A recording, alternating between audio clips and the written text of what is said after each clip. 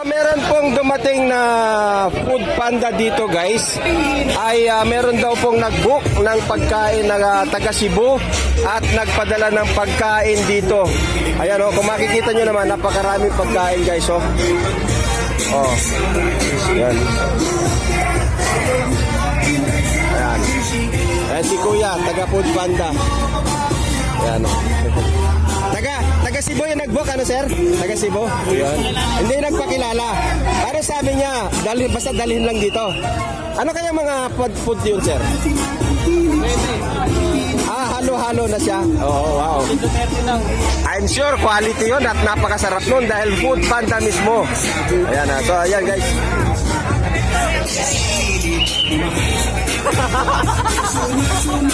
Ano kaya yun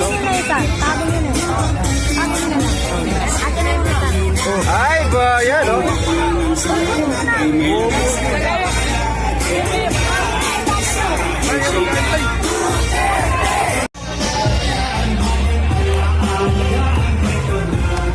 Food panda. Akala ko deliver na naman. Akala ko deliver na naman kasi may nagpadala may nagpa-deliver kasi, di ba, ng food panda. Your country work hard for the people. And the reward that I think maybe at them made in heaven, not here. Trabaho ka lang and be good. Bansa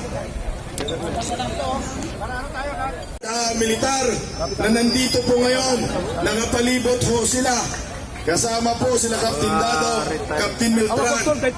Para manuan, yung camera ko tol, naiwan. Di ba nila camera Parami ho tayo ngayon. Dito sa It's Right, pangatlong gabi na ho natin ito.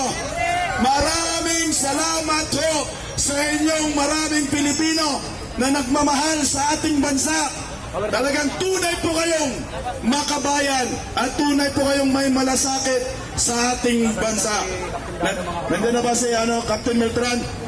Maningil na po tayo kay Marcos! Maningil na po tayo kay Bongbong Marcos! Ito na po ang panahon na sama-sama po tayong magmarcha at singilin ang kaba ng bayan na kanilang nilustay. Tandaan niyo po, mga kapwa ko Pilipino, hindi po ito laban naming mga Duterte diehard supporters, kundi laban po ito ng bawat Pilipino. Basta Pilipino ka, kasama po kayo sa pinaglalaban po namin dito sa It's Right. Isipin niyo po, kung hindi po natin hahanapin, bakit po feedback, ma'am? Ayun. Kailangan pala nasa baklaran tayo para hindi mag-feedback. Dito ang speaker. Dito po yung speaker nasa baklaran dapat. Dito yung microphone. Galit na po yung microphone. Siguro around mga ilan yung tansya natin ngayong gabi, ma'am? Nasa 10,000 mahigit Nako niyan! Kabahan ka na! Nasa 10,000 na ho kami narito ngayon sa It's Right. Nako, parami tayo, ma'am.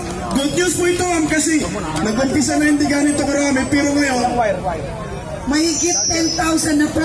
Kasi ako naka-assign din doon sa pagkain. Grabe talaga ang mga taong bayan. Maraming salamat po kayo. Maraming salamat po sa inyo. Yung mga hindi pa nakakapunta, sumama na po kayo dito. Ibagsak na natin ang gobyernong ito. Tignan niyo tong batang to. Di ba? Ilang taong ka na? 13 ko. 13 years old. Arito na ho! Yung humamon! Yung kumasaho sa hamon ng bawat Pilipino! Captain Dano! Sa mga retired Colonel Miltran! Army. Ang guerrilla fighters na andito na po sa inyong harapan. Mabuhay po kayo, sir. Ito, sir. Sir, dito tayo, sir. Cap, nandito po. Sino po yung...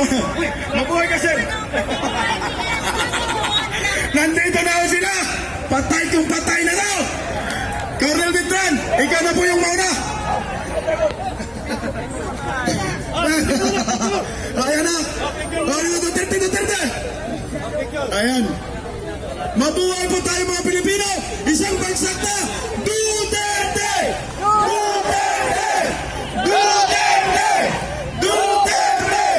Duterte! Kaya gamitan, pera.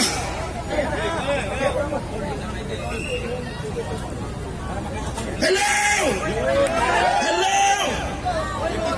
Okay, dito daw. Okay. Hindi ko alam kung saan tayo magsimula. Bakit kami narito? Bakit tayo narito? Bakit tayo naghahayag? Ang problema ng ating bansa, kami, ang Filipino Guerrilla Forces, ay nagsimula April 9, 2024, kung saan wala kaming kasama, kaya nabuo kami ng Filipino Guerrilla Forces para sa sambayan ng Pilipino. Kasi ang ating gobyerno, busy sa pagpupolitika.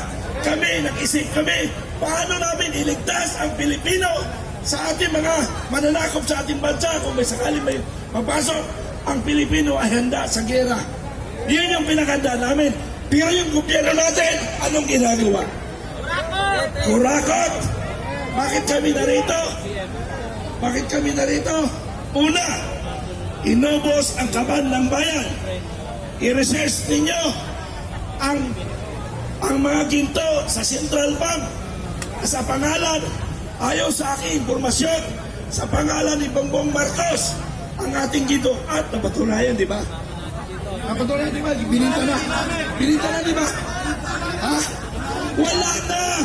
Wala na tayong kayamanan. Ano pa ang gagawin natin sa bayan ng Pilipino? Dati, makakaliwa ang narito sa shrine. Ngayon, lahat sila bayad. Lahat sila bayad. Lahat sila bayad! Lahat sila bayad! Lahat sila bayad. Magmula sa Supreme Court hanggang barangay. Bayad na. Sino ngayon ang magtatanggol sa bansa? Taong bayan. Taong bayan. Taong bayan. Taong bayan. Taong bayan. Ang makapangyarihan sa ibabaw ng ating konstitusyon, sa ating konstitusyon, sa 1997 Constitution. Okay. Pagod na, pero sige, tuloy natin. Walang pwedeng mapagod. Ulitin ko po, ulitin natin. Kaya tayo nandito, nagsasalita sa harap ng sambayan ng Pilipino. Ang ibang nating kababayang Pilipino, hindi nila alam. Baka pagkising nila, wala na ang ating kayamanan, wala na ating reserbang kayamanan. Ubus ang ibibigay ko ang medyo.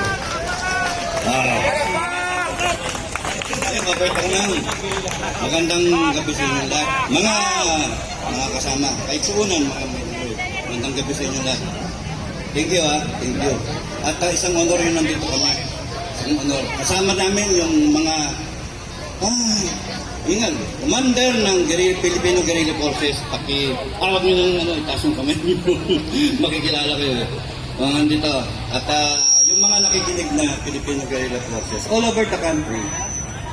One time, big time. Okay, one time, big time. Tapusin na natin to. Tapusin na natin to.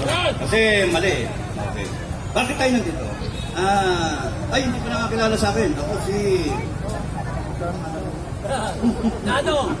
Dado Enrique. PMA class 1983. First captain ng klase. Biological Chemical Defense. Cook. Sundan ng tanin. Mamamatay tao. Noon, ngayon hindi na. Kapit na ako. Talaga ang sino. Okay. Bakit tayo nandito? Kung tatandaan ninyo, 2 taon mula noon, may 10 taong kumandidato. Humingi ng tulong natin. Humingi ng tulong, pinaunlakan natin. Pinakinggan natin yung sinasabi niya. At binigyan natin ng oras natin. Binoto pa natin. Ako binoto ko. Yung sa iba, binoto. Pero ako binoto ko. Binigyan ko siya ng oras ko. Na kahit ako walang pakialam, binigyan ko siya ng oras. Ngayon, Fast forward, 2 taon na lumipas. Bakit ako nandito? Dahil narinig ko na naman ang katiwalayan sa mga interpretasyon ng ating batas.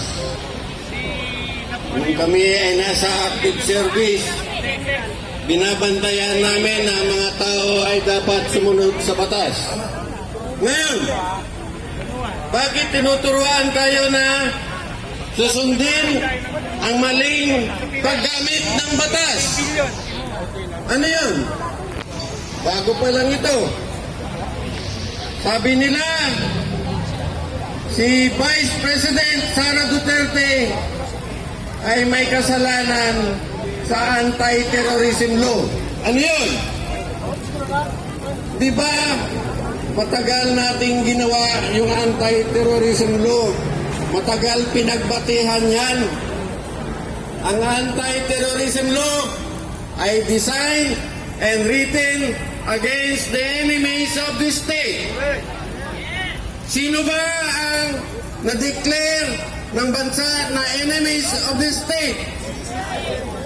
SPA! Di ba klaro? Yung mga tunay na terorista sa bayan. Na-declare ba ang ating BP na enemy of the state? O bakit sinasabi nila there is violation of anti-terrorism law? Saan napunta ang batas natin? Nasaan ang Supreme Court? Bakit pinababayaan ninyo na binabalasubas ang ating mga batas? Ngayon, yung mga kasama namin na retired na ay Walang kaso yun. Ang kaso, yung gumamit ka ng droga. Yung magnakaw ka. Randall. Yung hayaan mo na may nakikita palang ginagawa. Yung magnakaw ng pera. Yan yung problema. Kaya ngayon, yung double standard na yan, natutuwa ba tayo? Hindi. Kaya kami galit. Malacanang. Kaya kami galit. At kung hindi nyo pakikinggan yung sinasabi namin, yung hinaing namin, eh sasamahin kayo sa taong bayan. Magagalit kami. Magkakaroon kami ng People's Initiative. Magkakaroon kami ng People's Initiative. Magkakaroon kami ng People's Initiative. Magkakaroon kami ng People's Court. Alam niyo yung People's Court? Magkakaroon kami ng People's Audit. Yes! Putragis. Anong gagawin ng audit? Yari kayong lahat, kayong mga magnanakaw. Yung salin ninyo at hindi tumugma doon sa mga pag-ari-arihan yung relo, damit, kotse, bahay, kondo, kahit sa abroad. Pagka hindi yung tumama, sisigilin namin kayo at magkakaroon tayo ng death penalty. Yes! Sa kagustuhan ng taong bayan. Anong Congress ang hinihintay natin? Anong Senado ang hinihintay natin? Ilang taon na yung binuro? 2004 pa. Yung Resolution 10. Isang ano lang yan ang kagustuhan ng taong bayan. Kasi gusto natin. Yun lang. Walang pwedeng bumaluktot sa taong bayan. Tandaan niyo yung kapangyarihan ninyo, mga kababayan. Huwag kayong patulog-tulog sa pansitan. Huwag kayong magpapataig sa mga tarantado na hinayupak ng mga buwakan ng inang yan. Huwag kayong Sorry, nagmura ko. Sorry po. Ha? Ito mga kababayan,